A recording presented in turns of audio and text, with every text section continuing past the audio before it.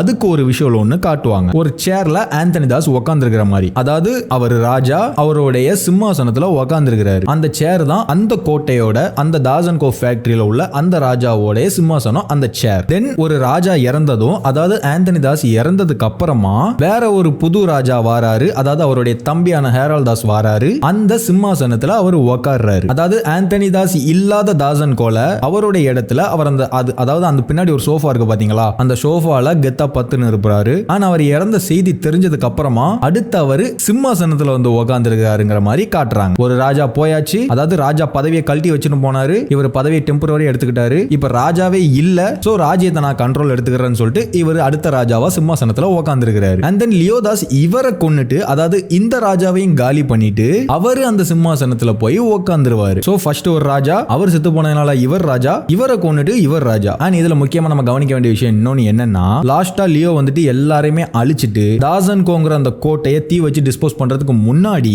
ஒரு 2 minutes தன்னோட past லைஃபை வந்துட்டு, தன்னோட பாஸ்ட் பிஹேவியரை வந்துட்டு ஃபீல் பண்ணுவாருங்க. ஒரு நாஸ்டாலஜிக் மொமெண்ட் மாதிரி அங்க ஒன்னு பண்ணுவாரு. அதாவது அவருடைய பழைய பிஹேவியர்ஸ் எல்லாம் ரீக்ரியேட் மாதிரி பண்ணுவாரு. லைக் சிகரெட் பிடிக்கிறது அண்ட் அந்த காப்பு போடுறது, இதெல்லாம் பண்ணுவாரா.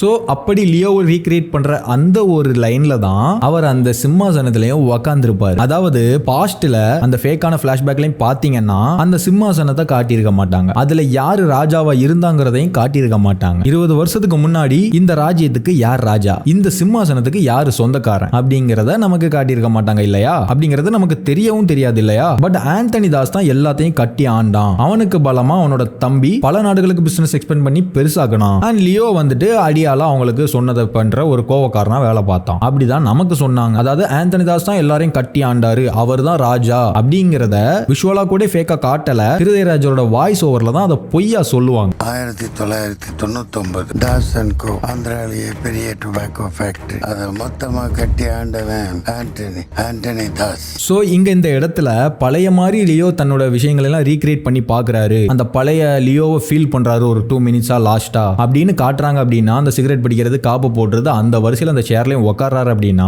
20 வருஷத்துக்கு முன்னாடி இந்த கோட்டைக்கு அவர் தான் ராஜாவா இருந்திருக்கிறாரு. அவரு தன்னை செத்து போனதா நம்ப வச்சுட்டு போனதால, அதாவது அந்த ராஜா செத்து போனதால அதுக்கப்புறமா இங்க ஆந்தனி தாஸ் ராஜாவானாரு. அதுக்கப்புறமா அவர் செத்து போனதால ஹேரால்ட் தாஸ் ராஜாவானாரு. அதுக்கப்புறமா அவர் கொன்னுட்டு பழைய ராஜாவை திரும்ப வந்து அதுல உட்கார்ந்து இருக்கிறாரு, அதுவும் கெத்தா உட்கார்ந்துக்கிறாரு. ஆனா அந்த கழுகும் கூட அந்த ஒரு ராஜாவோட சிம்மாசனத்துக்கு பக்கத்துல தான் அதோட பிளேஸ்மெண்டே இருக்கும். அந்த இடத்துக்கான அந்த ராஜ்யத்துடைய ராஜாவுக்கு பக்கத்துல அந்த கழுகை இருக்கும். ஆனா அந்த பழைய ராஜா திரும்ப அந்த சிம்மாசனத்துல இத்தனை வருஷம் கழிச்சு